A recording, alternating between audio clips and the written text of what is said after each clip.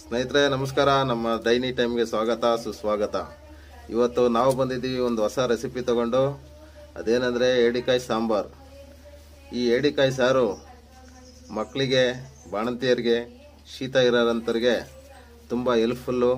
ದಯಮಾಡಿ ನೋಡಿ, ಸಬ್ಸ್ಕ್ರೈಬ್ ಮಾಡಿ. ಸ್ನೇಹಿತರೆ,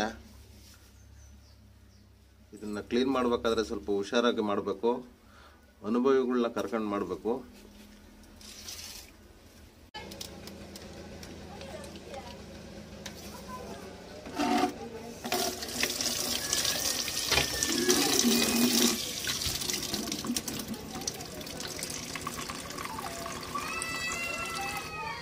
ಇಲ್ಲಿ ನಿಮ್ಮೂರು ಕೆರೆ ಒಳಗೆ ಹಿಡ್ಕೊಂಬಂದಿದ್ದಾ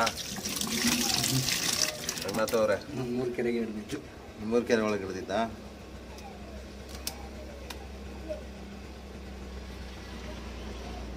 ಹಿಂಗೆ ಬಲೆ ಹಾಕಿ ಹಿಡ್ದಿತ್ತಾ? ಅಲ್ದ ಕೈ ಇಟ್ಟಕ್ಕೆ ತುಪ್ಪ ಒಳ್ಳೆ ಸೂಪರ್ ಆಗಿದೆ.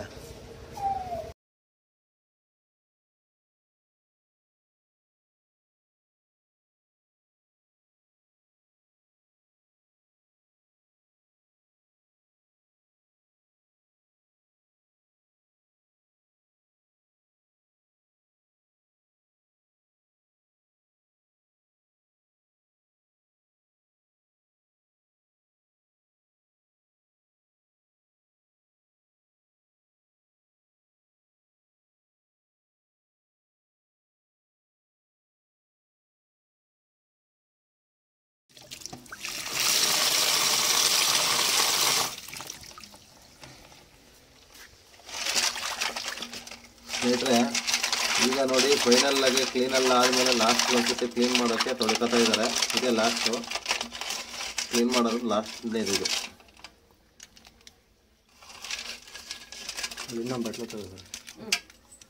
ಸ್ನೇಹಿತರೆ, ಫೈನಲಿ ಕ್ಲೀನಾಗಿ ಇಷ್ಟು ಏಡಿಕಾಯಿ ಸಿಕ್ಕಿದೆ ನಮಗೆ ಕ್ಲೀನಾಗಿರೋದು.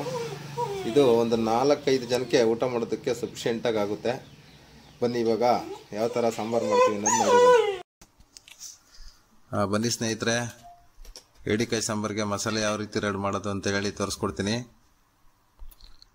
1 ಟೇಬಲ್ ಸ್ಪೂನಷ್ಟು ಆಯಿಲ್ ಹಾಕೊಳ್ಳಿ. 1/4 ಕಪ್ಪಷ್ಟು ಹಚ್ಚಿರೋ ಅಂಥ ಕಾಯಿನ ತಗೊಂಡು ಹಾಕೊಳ್ಳಿ. ಹಾಕ್ಕೊಂಡು ಚೆನ್ನಾಗಿ ಫ್ರೈ ಮಾಡ್ಕೊಳ್ಳಿ.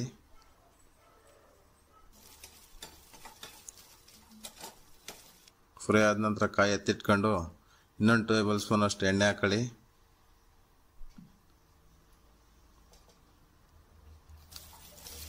ಒಂದು 2 ಈರುಳ್ಳಿ ಹೆಚ್ಚಿಟ್ಕೊಂಡಿದ್ದೀನಿ. ಈರುಳ್ಳಿ ಹಾಕ್ಕೊಂಡು ಇದನ್ನು ಸ್ವಲ್ಪ ಚೆನ್ನಾಗಿ ಫ್ರೈ ಮಾಡ್ಕೊಳ್ಳಿ.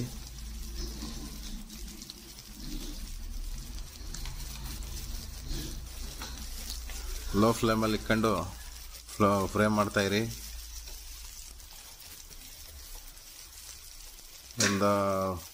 ಒಂದು ಗೆಡ್ಡೆ ಬೆಳ್ಳುಳ್ಳಿ ಹಾಕೊಳ್ಳಿ. ಸಿಪ್ಪೆ ಸುಲಿದಿಕ್ಕೊಂಡಿದ್ದೀನಿ. ಒಂದು ಅರ್ಧ ಇಂಚು ಶುಂಠಿ ಹಾಕೊಳ್ಳಿ.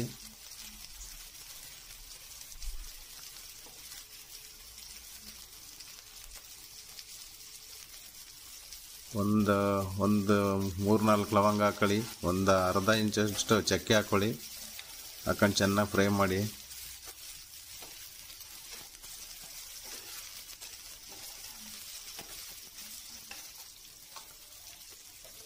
ಈಗ ಒಂದು 2 ಟೊಮೊಟೊ ಚಿಟ್ಕೊಂಡಿದ್ದೀನಿ.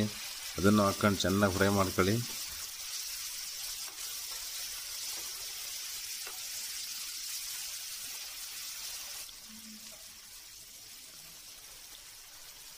ಒಂದು ಟೀ ಸ್ಪೂನಷ್ಟು ಮೆಣಸು ಹಾಕೊಳ್ಳಿ. 1 ಟೀ ಸ್ಪೂನಷ್ಟು ಗಸಗಸೆ ಹಾಕ್ಕೊಳ್ಳಿ. ಹಾಕ್ಕೊಂಡು ಚೆನ್ನಾಗಿ ಫ್ರೈ ಮಾಡ್ಕೊಳ್ಳಿ.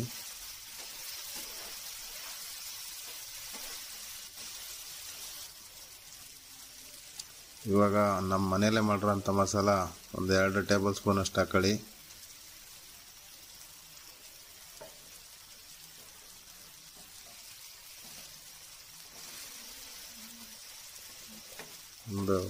ಒಂದು ಟೇಬಲ್ ಸ್ಪೂನ್ ಅಷ್ಟು ಖಾರದ ಪುಡಿ ಹಾಕೊಳ್ಳಿ. ಯಾಕೆಂದರೆ ನಮ್ಮ ಮನೆಯಲ್ಲೇ ಮಾಡಿರೋ ಮಸಾಲ ಆಗಿರೋದ್ರಿಂದ ಖಾರದ ಪುಡಿ ಆ್ಯಡ್ ಮಾಡಿರ್ತೀವಿ ನಾವು. ಹಾಗಾಗಿ ನಾನೇನು ಖಾರದ ಪುಡಿ ಜಾಸ್ತಿ ಹಾಕ್ತಾಯಿಲ್ಲ ಇಲ್ಲಿ.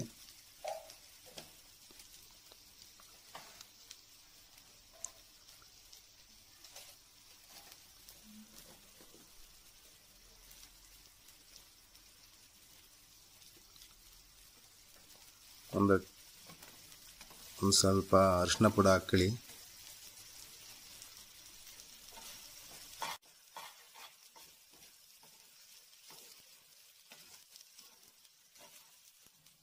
ಎಲ್ಲ ಫ್ರೈ ಮಾಡ್ಕೊಂಡು ಆದ್ಮೇಲೆ ಹಾರಕ್ಕಿಡೋಣ.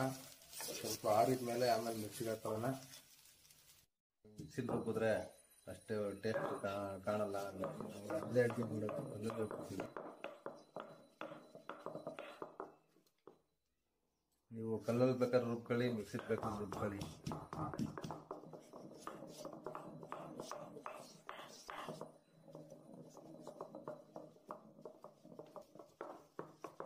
ಸ್ನೇಹಿತರೆ, ಮೊದಲೇ ತೆಂಗಿನಕಾಯಿ ರುಬ್ಕೊತಾ ಇದೀವಿ, ಯಾಕೆಂದ್ರೆ ಅದು ನುಣಗಾಗಲ್ಲ ಅಂತ ಹೇಳಿ ಮತ್ತೆ ತೆಂಗಿನಕಾಯಿ ಹಾಕೊಂಡು ರುಬ್ಕೊತಾ ಇದೀವಿ. ನೀವು ಮಿಕ್ಸಿಲಿ ಬೇಕಾದ್ರೂ ಹಾಕೊಳ್ಳಿ, ಕಲ್ಲಲ್ಲಿ ಬೇಕಾದ್ರೂ ರುಬ್ಬಿ. ಸಾಂಬಾರ್ ಟೇಸ್ಟ್ ಆಗಿರ್ಬೇಕು ಅಂದ್ರೆ ಕಲ್ಲಲ್ಲಿ ರುಬ್ಬಿ ರುಬ್ಕೊಳ್ಳಿ. ಸ್ನೇಹಿತರೆ, ಕಾಯಿ ನುಣಗಾಯತೆ. ಈಗ ಆರಿರೋ ಅಂತ ಮಸಾಲ ಹಾಕೊಂಡು ರುಬ್ಕೊಳ್ಳೋಣ.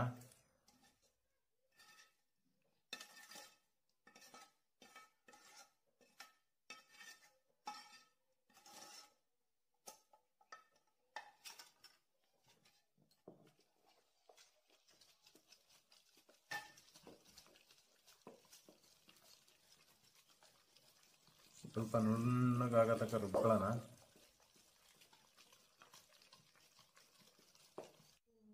ಸ್ನೇಹಿತರೆ, ಒಂದು ನಿಂಬೆ ಹಣ್ಣಿನ ಹತ್ರ ಹುಣಸೆಹಣ್ಣು ತಗೊಳ್ಳಿ. ಹುಣಸೆಹಣ್ಣು ಹಾಕೊಂಡು ರುಬ್ಕೊಳ್ಳಿ ಚೆನ್ನಾಗಿ.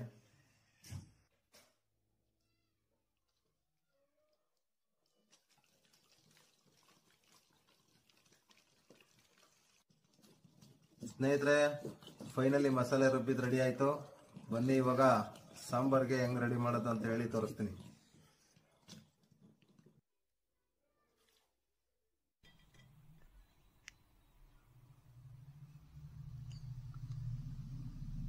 ಒಂದೆರಡು ಸ್ಪೂನು ಆಯಿಲ್ ಹಾಕೊಳ್ಳಿ.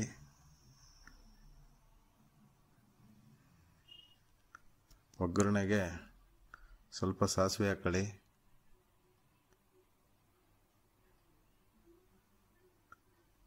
ಒಂದು ಟೇಬಲ್ ಸ್ಪೂನ್ ಅಷ್ಟು ಸಾಸಿವೆ ಹಾಕೊಳ್ಳಿ.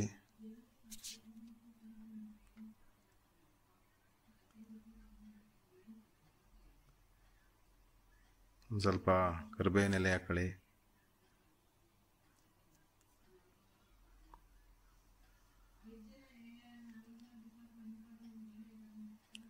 ಸಾಸಿವೆ ಸಿಡಿದ ಮೇಲೆ ಒಂದು ಅರ್ಧ ಈರುಳ್ಳಿವಷ್ಟು ಒಗ್ಗರಣೆಗೆ ಹಾಕೊಳ್ಳಿ. ಯಾಕೆಂದರೆ ನಾವು ಮಸಾಲಾಗೆ ಹಾಕಿರೋದ್ರಿಂದ ಇಲ್ಲಿ ಒಂದು ಅರ್ಧ ಈರುಳ್ಳಿವಷ್ಟು ಮಾತ್ರ ಹಾಕತ್ತಾ ಇದ್ದೀನಿ.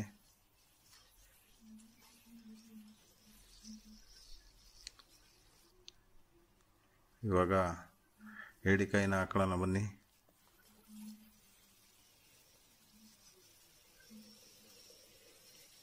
ಏಡಿಕಾಯಿ ಹಾಕ್ಕೊಂಡು ಸ್ವಲ್ಪ ಫ್ರೈ ಮಾಡೋಣ. ಒಂದು ಸ್ವಲ್ಪ ನಮಗೆ ಏಡಿಕಾಯಲ್ಲಿದ್ದಂಥ ತುಪ್ಪನೂ ಈ ಟೈಮಲ್ಲಿ ಹಾಕೊಳ್ಳಿ.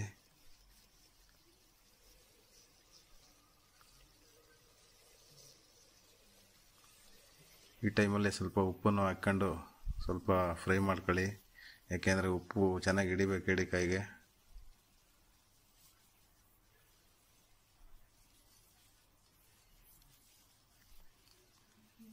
ಒಂದು 10 ನಿಮಿಷ ಫ್ರೈ ಆದ ನಂತರ ಇವಾಗ ಮಸಾಲೆ ಹಾಕ್ಕೊಳ್ಳೋಣ.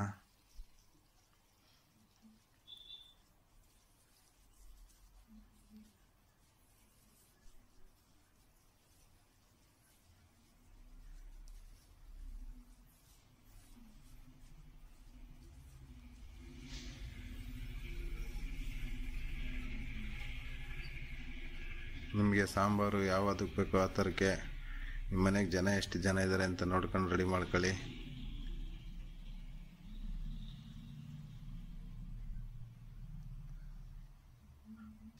ಇಲ್ಲಿ ಗಟ್ಟಿ ಇದೆ ಅನಿಸುತ್ತೆ, ಹಂಗಾಗಿ ಸ್ವಲ್ಪ ನಾನು ನೀರು ಸೇರಿಸ್ತಾ ಇದ್ದೀನಿ. ಇವಾಗ ಲಿಡ್ನ ಕ್ಲೋಸ್ ಮಾಡಿಬಿಟ್ಟು ಒಂದು 4 ವಿಷಲ್ ಕೂಗಿಸ್ಕೊಳ್ಳೋಣ.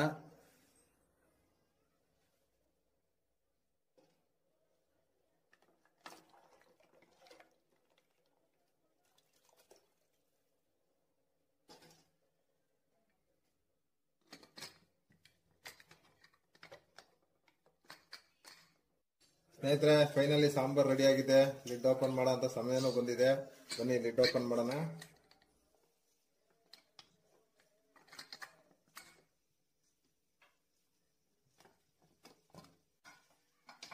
ಸ್ವಲ್ಪ ಲಾಸ್ಟ್ ಅಲ್ಲಿ ಕೊತ್ತಂಬರಿ ಹಾಕೊಂಡ್ಬಿಡೋಣ.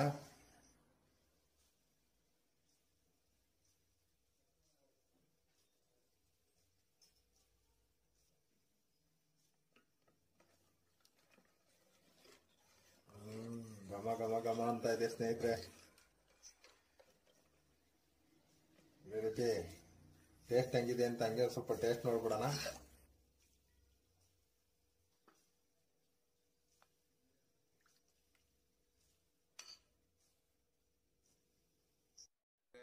ಏಡಿಕಾಯಿ ಸಾಂಬಾರ್ನ ಟೇಸ್ಟ್ ಮಾಡೋಂಥ ಸಮಯ ಬಂದಿದೆ. ಟೇಸ್ಟ್ ಮಾಡ್ತೀನಿ, ಹೇಳ್ತೀನಿ ನಿಮ್ಗೀಗ.